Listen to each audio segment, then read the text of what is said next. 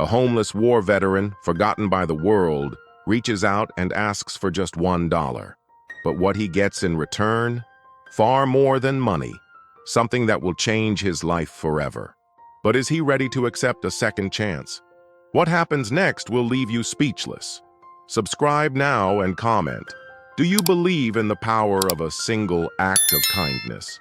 The setting sun cast a golden glow over the bustling streets of New Orleans, where tourists and locals moved quickly, caught up in their own worlds. Among them, unnoticed by most, sat a man on the sidewalk. His clothes were tattered and stained, his unkempt beard hiding a weary face. He held a small, crumpled piece of cardboard with shaky letters that read, "Hungry. Anything helps." His name was Frank Harris, a war veteran who had seen better days. Once, he had been a respected soldier, a strong man with dreams. But now, everything he owned fit into a single worn-out backpack. His stomach growled in protest. He sighed, looking at the small pile of coins in front of him, not even enough for a cup of coffee. Then, a shadow fell over him. Frank looked up and saw a man standing there, studying him with an expression full of empathy. The stranger wore a simple jacket and a faded blue cap. Something about him seemed oddly familiar, but Frank didn't have time to think about it. "How's it going, friend?" the man asked, his voice calm and kind. Frank blinked in surprise. Nobody talked to him like that. Most people walked past him without a glance, as if he were invisible. Swallowing his pride, Frank cleared his throat and replied, "I've had better days, just trying to get enough for a meal." The man nodded, glancing at the sign in Frank's hands. Then he did something unexpected. He reached into his wallet and, with a steady voice, said, "How about we do better than that? Let's get you sorted out today." Frank's eyes widened. He had only asked for $1, but something in the man's expression told him this was about to be much, much bigger. And at that moment, Frank's life began to change. What this man was about to do for Frank was something no one could have expected. Subscribe to the channel and share your thoughts in the comments. The streets of New Orleans were alive with the usual evening rush. Street performers played jazz melodies on saxophones, and the scent of Cajun food drifted through the air. Neon signs flickered above bustling restaurants, and the chatter of tourists mixed with the distant hum of passing streetcars. But in the middle of it all, Frank Harris sat on the corner of Bourbon Street, a place filled with energy but empty of kindness for a man like him. New Orleans had always been a city of contrasts. The historic architecture, with its intricate iron balconies and brightly colored facades, stood in sharp opposition to the harsh reality of those who had fallen through the cracks of society. Wealthy patrons dined in expensive restaurants just steps away from those who hadn't eaten in days. Laughter spilled from crowded bars, a stark contrast to the quiet despair that settled in the hearts of the homeless scattered along the sidewalks. For Frank, this city had once been a place of celebration. Years ago, as a young soldier, he had walked these very streets in his crisp uniform, laughing with his friends, drinking cold beer, and feeling invincible. Back then, he had a purpose, a future, a home. Now, he barely recognized himself. His reflection in a nearby shop window was a ghost of the man he used to be. His beard was thick and unkempt, his clothes layered in grime, his eyes sunken from exhaustion. He had once worn a uniform with pride. Now he clutched a cardboard sign with trembling fingers, hoping for a few coins. The city hadn't changed. He had. Sitting on the cold pavement, Frank watched as people passed him without a second glance. Some avoided looking at him altogether. Others stole quick, guilty glances before turning away. A few whispered to their companions, probably making assumptions about the choices that had led him here. If only they knew. Frank had served his country. He had risked his life in places most of these people would never see outside of a news report. He had returned home expecting a fresh start, but life had other plans. A series of bad breaks, lost jobs, medical bills he couldn't pay, people he trusted turning their backs, had brought him here. The military had taught him how to fight in a war zone, but no one had trained him for this battle. The slow, suffocating war of trying to survive in a society that had forgotten him. He had tried. God, he had tried. At first, he had fought against the downward spiral, applying for jobs, sleeping in his car, doing whatever he could to scrape by. But when the car broke down and he could no longer afford even the cheapest motels, he had run out of options. Now, this sidewalk was his home. His stomach churned as he looked down at the coins in front of him. A few quarters, some dimes, not even enough for a sandwich. He sighed, shifting uncomfortably against the rough brick wall behind him. It was just another night, or so he thought. The glow of neon lights reflected off the wet pavement as the night deepened. The scent of fried food from a nearby vendor made Frank's stomach twist painfully. He was about to call it a night, retreating to the small alley where he usually slept, when a shadow fell over him. At first, he ignored it. People walked past him all the time. But when the figure didn't move, Frank slowly looked up. A man stood there, hands in his pockets, watching him. He wasn't dressed like most of the tourists. No flashy shirts or Mardi Gras beads. He wore a simple navy blue jacket and a worn-out baseball cap, pulled low over his forehead. His expression was unreadable, but his eyes weren't filled with judgment or pity.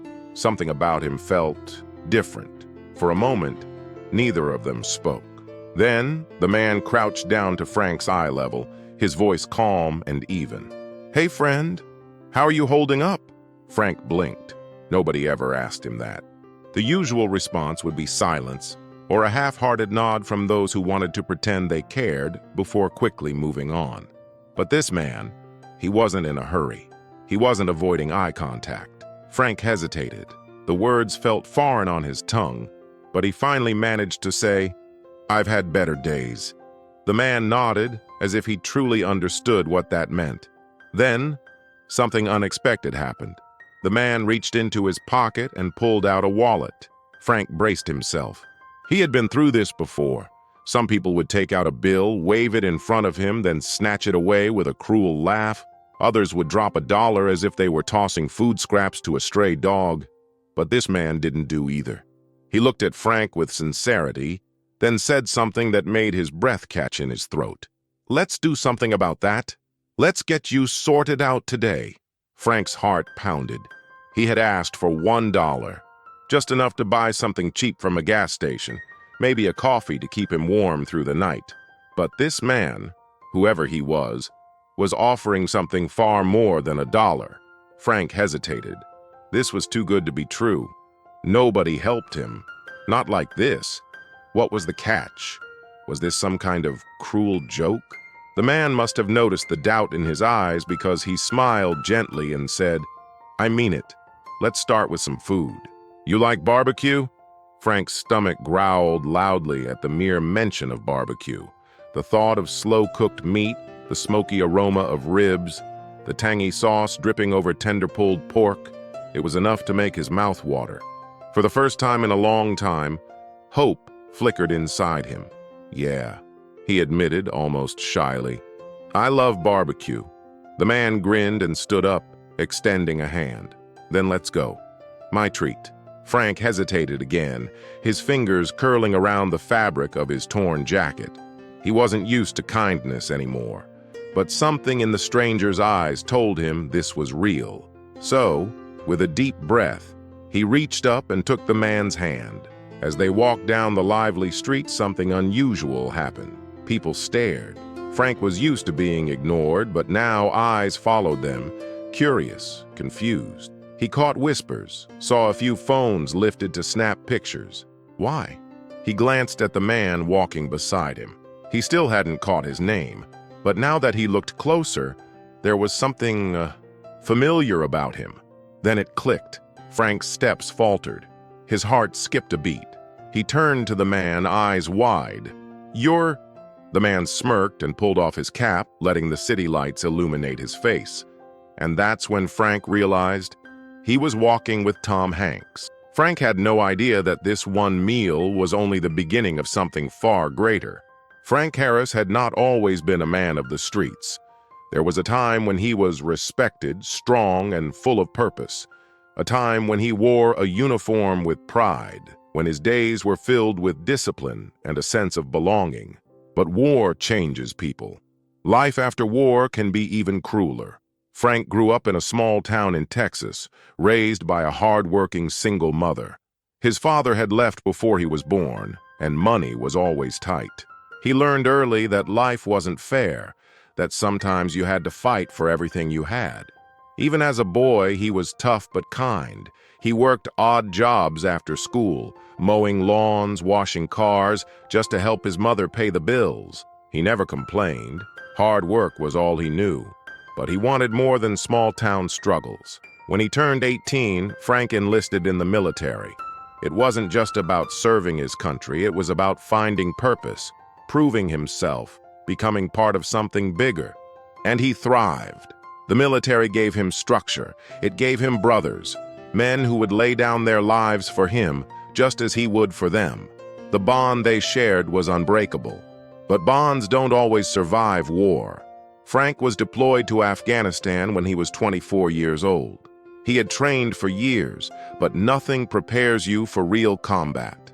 The first time he saw a fellow soldier fall, he felt something inside him crack. The second time, it shattered. War was nothing like the movies. There was no glory, only dust, exhaustion, and the constant hum of danger. Some nights he didn't sleep at all. The sounds of gunfire and explosions haunted him, even in his dreams. He lost good men out there, friends. He saw things that no human being should ever have to see. But he survived. And when his deployment ended, he thought the hardest part was over. He was wrong. Coming home was supposed to be the easy part. At first, it felt like a dream. His mother hugged him so tight he could barely breathe. His friends threw a welcome-back party. Strangers thanked him for his service. But something was different. He was different. Crowds made him uneasy. Loud noises sent his heart racing. He couldn't shake the feeling that danger was lurking around every corner. The transition back to civilian life was brutal. He had spent years following orders, knowing his role, living by a code. But out here, nothing made sense. He tried to hold down a job, but the stress overwhelmed him.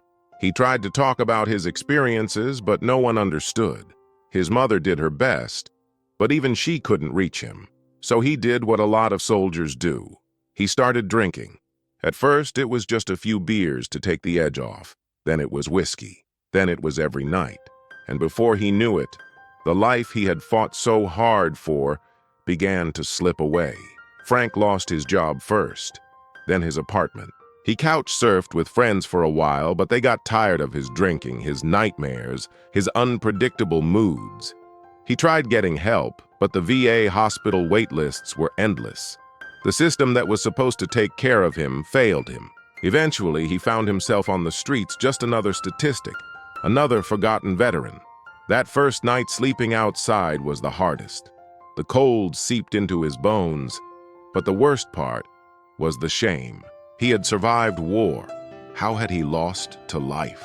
Sitting on that sidewalk in New Orleans, holding a sign that begged for help, Frank thought about all the what-ifs. What if he had asked for help sooner? What if he had fought harder to get his life back on track? What if he had never joined the military in the first place? But regrets didn't fill an empty stomach, and right now, he was starving. That was why he had swallowed his pride and asked for $1, just enough for a cheap meal. But instead of $1, he got Tom Hanks. And for the first time in years, he felt something unfamiliar: hope. Frank had no idea that this meal would be the start of a brand new chapter in his life. Frank Harris had spent years learning not to trust kindness. It wasn't that he was ungrateful. It was just that life had taught him a painful lesson. Nothing came for free. So as he walked beside Tom Hanks down the streets of New Orleans, stomach twisting with hunger, he couldn't shake the nagging thought: why is this happening? What's the catch? The smell of smoked meat and sizzling barbecue filled the air as they approached the restaurant. Frank could feel people staring at them, not at him, at Tom. A woman at a nearby table gasped, and grabbed her friend's arm. A man nudged his wife, whispering excitedly. Someone pulled out their phone, recording. Frank felt like an imposter, like he didn't belong. He tugged at the frayed edges of his coat, suddenly aware of how dirty he was, how much he must smell. The last thing he wanted was to embarrass this man who had just offered him a meal. "Maybe I should just go," Frank muttered, slowing his pace. Tom turned to him, eyes filled with an easy warmth. "And miss out on the best ribs in New Orleans? No way. Let's go, buddy." There was no hesitation in his voice, no pity, just genuine kindness. Frank swallowed hard. He wanted to believe this was real, but people didn't do things like this for him. When they entered the restaurant, the noise and warmth hit Frank all at once. Laughter, clinking glasses, the hum of conversations. A waitress glanced up from the counter, her eyes widening when she saw Tom. "Oh my God," she breathed. Tom smiled, like this was nothing out of the ordinary.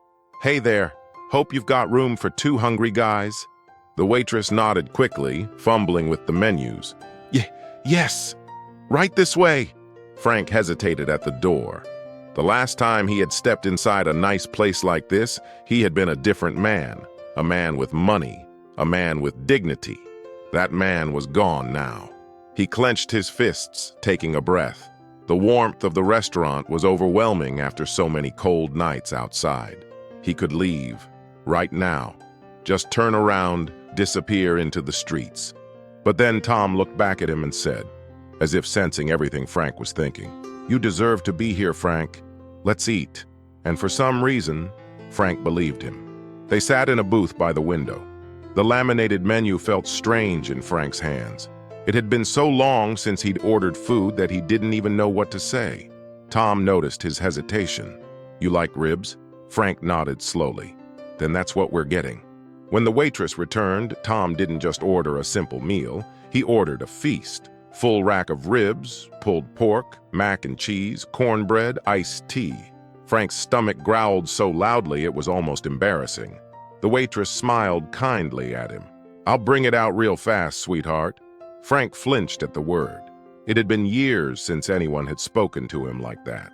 As they waited, Tom leaned back in his seat, studying Frank with quiet curiosity. "So, what's your story?" Frank tensed. That question always led to judgment. People only wanted the short version. Drugs, laziness, bad decisions.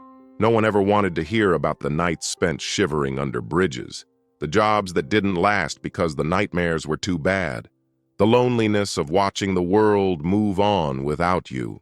Frank gripped the edge of the table. "I used to be a soldier."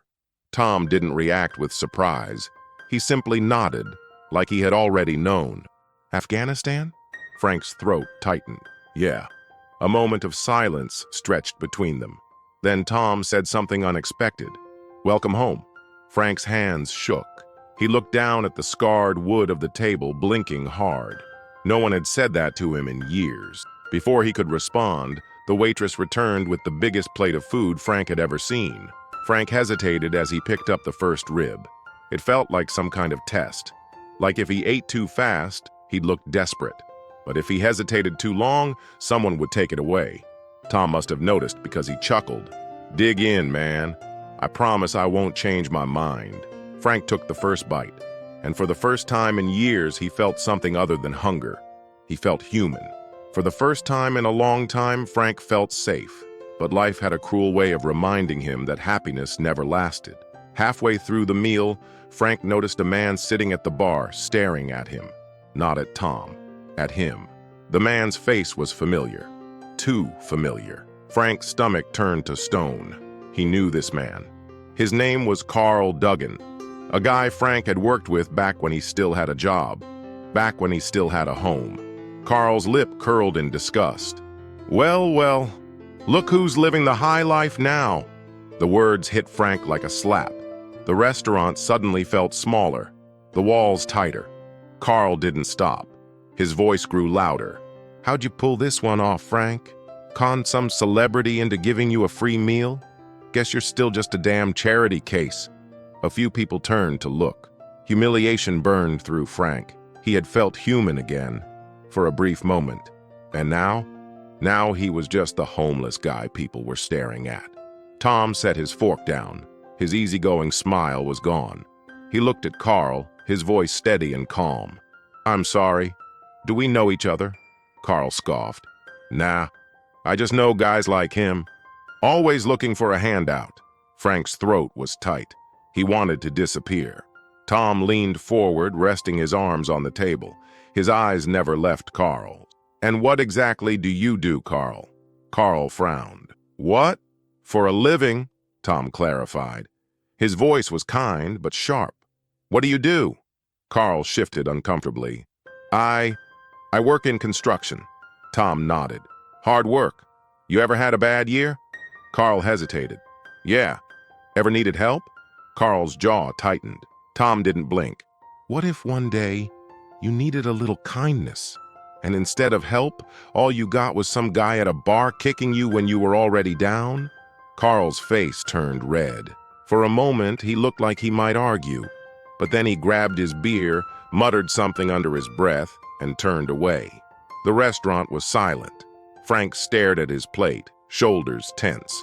Then Tom picked up his fork and took another bite of mac and cheese. "Anyway," he said, completely unfazed, "tell me more about your time in the service." Frank exhaled a breath he hadn't realized he was holding. And for the first time in years, he felt like someone was actually on his side. But Frank still didn't know that this meal was only the beginning of something even greater. Subscribe and leave a comment sharing your thoughts. Frank Harris had spent years drowning in shame. Long before he ended up on the streets, long before his first night sleeping under a bridge, he had carried a heavy weight inside him. The belief that he had failed his country, failed his mother, failed himself, and no amount of kindness could erase that. So even as he sat across from Tom Hanks, stomach full for the first time in months, something inside him refused to believe this was real, that he deserved this. The encounter with Carl had brought it all back. The stares, the judgment, the reminder that no matter where he went, people still saw him as nothing more than a lost cause. And he was starting to believe they were right. The restaurant was alive with energy. People laughing, clinking glasses, jazz music humming softly from a speaker in the corner. But at their table, silence. Frank hadn't touched his food since Carl's outburst. The ribs that had once seemed like a gift now felt like a cruel joke. Tom took another bite of cornbread, chewing slowly. He wasn't in a rush to fill the silence. Finally, he set his fork down. Frank. Frank flinched at the sound of his name. It had been a long time since someone said it like that, like it actually mattered. "What that guy said back there?" Tom gestured toward the bar where Carl had disappeared. "That wasn't about you. That was about him." Frank let out a dry, humorless chuckle. "Was it?" Tom tilted his head. "Yeah. You know why?" Frank didn't answer. Tom leaned in, lowering his voice. "Because people who are really secure in their own lives, they don't need to tear others down." Frank stared at the table. "Easy for you to say. You're Tom Hanks?" Tom cracked a small smile. "And you're Frank Harris?" Frank scoffed. "That's not the same." "Why not?" Frank let out a bitter laugh. "Because you're a world-famous actor, and I'm a guy who begged for $1 today." Tom's smile didn't fade. If anything, it softened. "You think that means we're all that different?" Frank gestured around them. "Look at us, man. You're sitting in this restaurant because you can. I'm sitting here because you let me." Tom was quiet for a moment. Then he folded his hands on the table. "Frank, do you think I've never struggled?" Frank frowned. "Come on, man. You're one of the biggest actors in the world." Tom chuckled. "Yeah, but that didn't happen overnight." Frank glanced at him, skeptical. Tom leaned back. "You ever hear about how I got my start?" Frank shook his head. "I was broke." Frank blinked. Tom nodded. "No, really. I was living out of my car at one point, taking whatever acting gigs I could get just to scrape by. I wasn't some overnight success. I got turned down 100 times before I got a real shot." Frank frowned. That couldn't be true. Tom Hanks? Broke? It didn't make sense. Tom studied Frank's face, then smiled knowingly. You don't believe me. Frank hesitated. I never thought someone like you would go through something like that. Tom's voice was gentle. And that's the thing, Frank. Everybody's got their own battles. You're fighting yours. I fought mine. Frank swallowed hard. His battle had lasted years. Yeah, well, some people win their battles. Some of us lose. Tom shook his head. You haven't lost, Frank.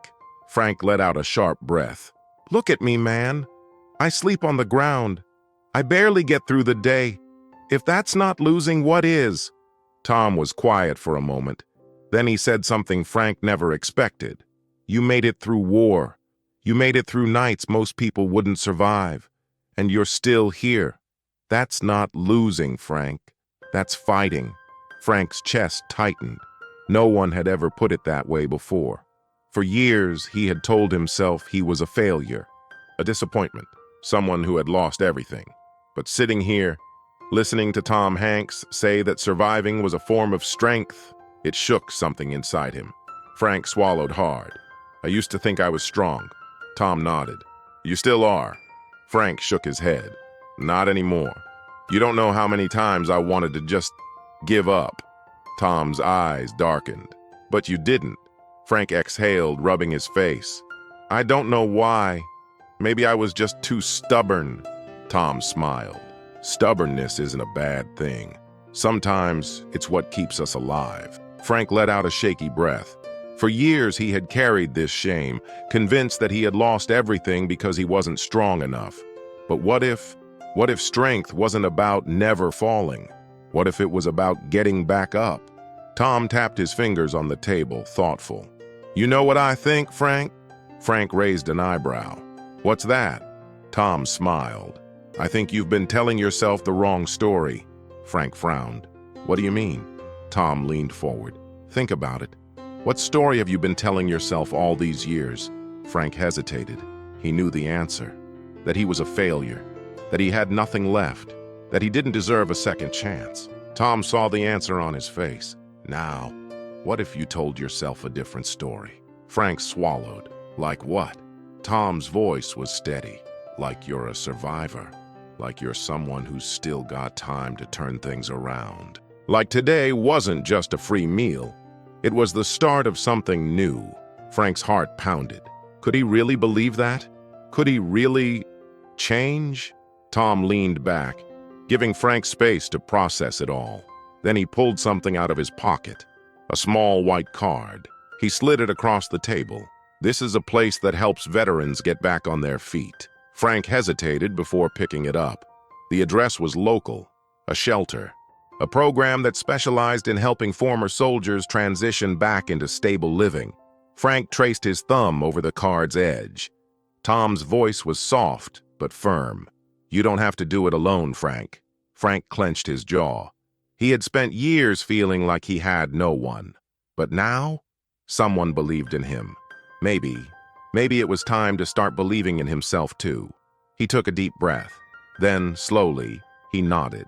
Frank didn't know it yet. But this decision would change everything. Frank Harris had spent years believing there was no way back. That once you fell too far, there was no climbing out. But as he stared down at the small white card in his hands, the one Tom Hanks had given him, he felt something unfamiliar, a tiny, fragile flicker of hope.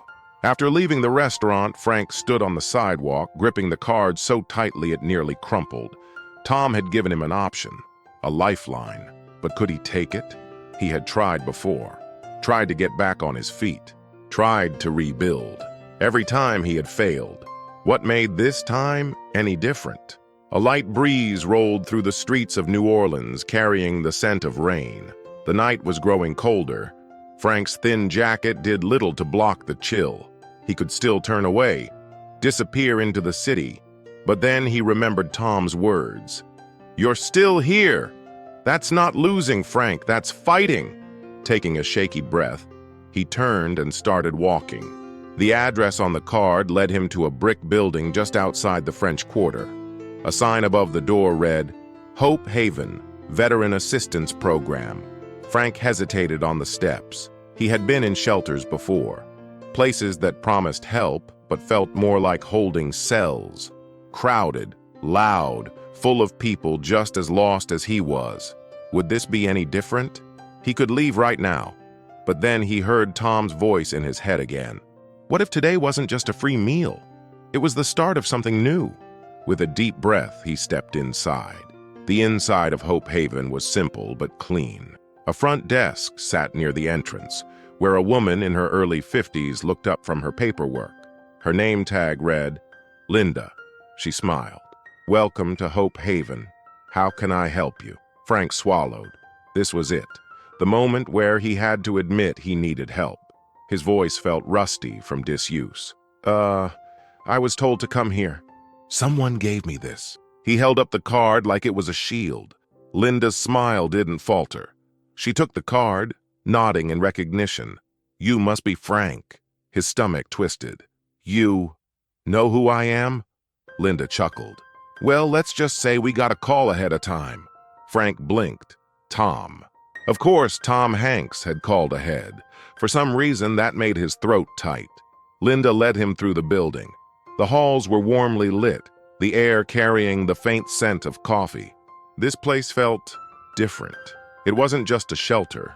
It was a place for veterans. There were framed photos on the walls.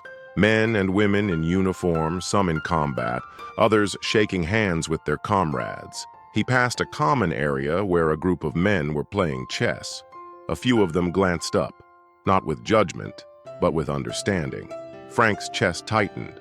For the first time in years, he wasn't the only one carrying the weight of the past. Linda stopped at a small but clean room. A single bed, a dresser, a chair. No luxury, but it was his. Frank stepped inside, running a hand over the blanket on the bed. A real bed, not a bench, not the cold pavement, not a cardboard box in an alley. An actual, real bed. His hands trembled. He didn't even realize Linda was watching him until she spoke. Take your time, Frank. He looked at her, searching for pity. He found none, just quiet understanding. He gave a small nod. Thanks, Linda smiled. Get some rest. We'll talk tomorrow. As the door clicked shut, Frank sat on the edge of the bed, and for the first time in years, he let himself feel safe. But sleep didn't come easily. Even in the silence of the room, the ghosts remained. He lay staring at the ceiling, memories pressing against him. The war, the losses, the cold nights on the streets. A part of him still whispered that he didn't belong here, that he would mess this up, just like he had messed up everything else. But then he remembered something else. Tom's voice. You've been telling yourself the wrong story. Maybe, just maybe, it was time to tell himself a new one. The next morning, Frank met with a caseworker named James, a former Marine who ran programs for veterans at the shelter. James had the same look in his eyes that Frank had seen in his own reflection before, like he had seen too much of the world and was still learning how to carry it. They talked over coffee. James didn't rush him, didn't push him, but he listened, really listened. For the first time, Frank spoke about Afghanistan, the things he had seen, the things he had lost, the things he had done. And James nodded because he understood. It was the first real conversation Frank had had in years, and somehow it made him feel just a little lighter. Frank stayed at Hope Haven longer than he expected. At first, he kept his distance. He wasn't used to people offering kindness without expecting something in return. But little by little, he started letting people in. He started talking to some of the other vets, started attending group meetings, started feeling like maybe, just maybe, he wasn't alone in this. One day, James approached him with an idea. There's a job training program starting next week. You interested? Frank hesitated. A job? The idea of working again terrified him. What if he failed? What if he couldn't handle it? James must have seen the doubt in his eyes because he clapped him on the shoulder.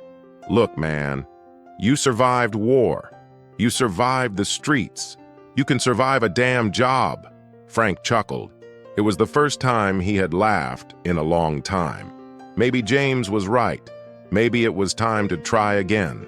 One evening, after a long day of job training, Linda approached him with an envelope. This came for you. Frank frowned. No one sent him mail. His hands shook as he opened it. Inside was a handwritten letter, and at the bottom, signed in neat cursive, was a name that made his breath catch. Tom Hanks. Frank's hands tightened around the paper as he read. Tom wrote about how proud he was, about how he knew Frank had it in him, about how sometimes all people need is someone to believe in them. Frank swallowed hard. Someone believed in him. Frank Harris had spent years believing his story was over, that he was just another veteran lost to the streets, another man forgotten by the world. But now, standing in front of a small auto repair shop wearing clean clothes and a fresh haircut, he realized something. His story wasn't over. It was just beginning. The morning air was crisp as Frank took a deep breath, trying to steady his nerves. It had been years since he had held a real job. Years since he had woken up with a purpose instead of just trying to survive. His hands clenched at his sides.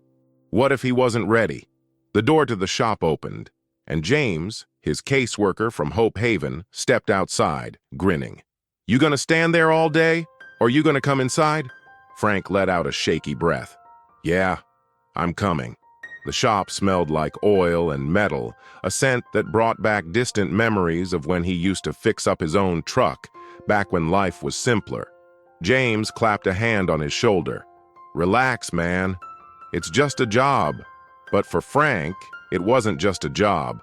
It was a chance to prove to himself, to the world, that he wasn't broken beyond repair. The owner, Mr. Reynolds, was an old-school mechanic with grease-stained hands and a no-nonsense attitude. "You know your way around an engine?" Frank nodded. "Yeah." Mr. Reynolds studied him for a moment, then tossed him a rag. "Good. We're short-staffed and cars don't fix themselves. Let's get to work." Just like that, Frank was part of something again. Weeks passed, and Frank settled into a routine. Wake up, work, go back to the shelter, repeat.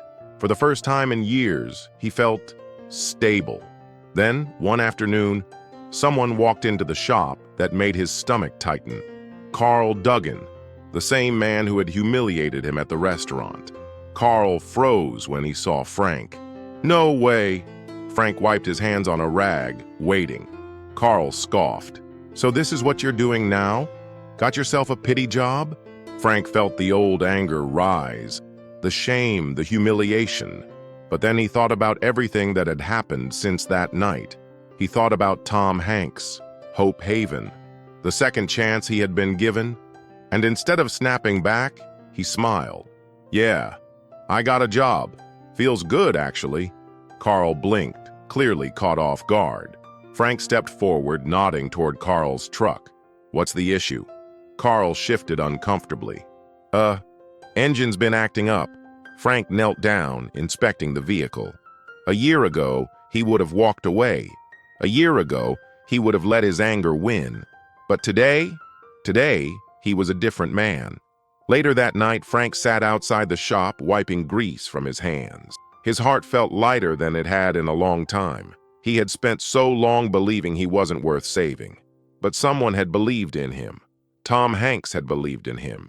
And now, he believed in himself. A man walked by, a familiar sight. A homeless man sitting on the curb, clutching a sign. Frank hesitated. Then, without thinking, he walked over.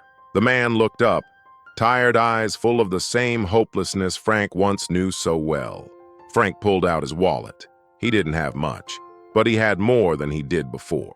He handed the man a $20 bill. The man blinked, shocked. Why are you doing this?" Frank smiled. "Because someone once did it for me." And for the first time in a long, long time, Frank Harris knew he was going to be okay. A simple act of kindness can change someone's life. Never underestimate the power of second chances. Subscribe and leave a comment sharing your thoughts. Frank Harris never thought he would make it out. For years, he had been stuck in a cycle of pain, regret, and hopelessness. He had convinced himself that his life was beyond saving, that he had fallen too far, lost too much. But he had been wrong, because one moment of kindness changed everything. And that moment came from Tom Hanks. It had only been a few months since that night in New Orleans. But everything was different now. Frank had a job, a place to sleep, a sense of purpose. Most importantly, he had hope. He still had bad days, moments when his past whispered that he wasn't good enough, that it was only a matter of time before everything fell apart again. But now he had something to fight for.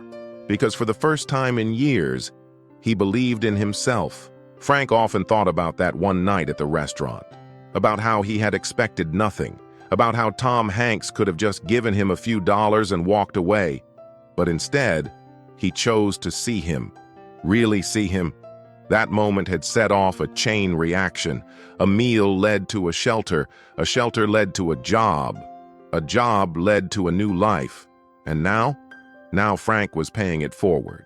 Every time he saw someone struggling, he remembered what it felt like to be invisible, and he made sure no one around him ever felt that way again. If Frank's story proves anything, it's this. It's never too late to start over. No matter how lost you feel, no matter how many times you've fallen, no matter how hopeless things seem, one moment can change everything. One act of kindness, one person who believes in you, one decision to try again. Because as long as you're still here, your story isn't over. And just like Frank, you can still write a new chapter. No one is ever beyond saving. Sometimes all it takes is one person who believes in you. And sometimes that person can be you. If this story moved you, subscribe and share your thoughts in the comments.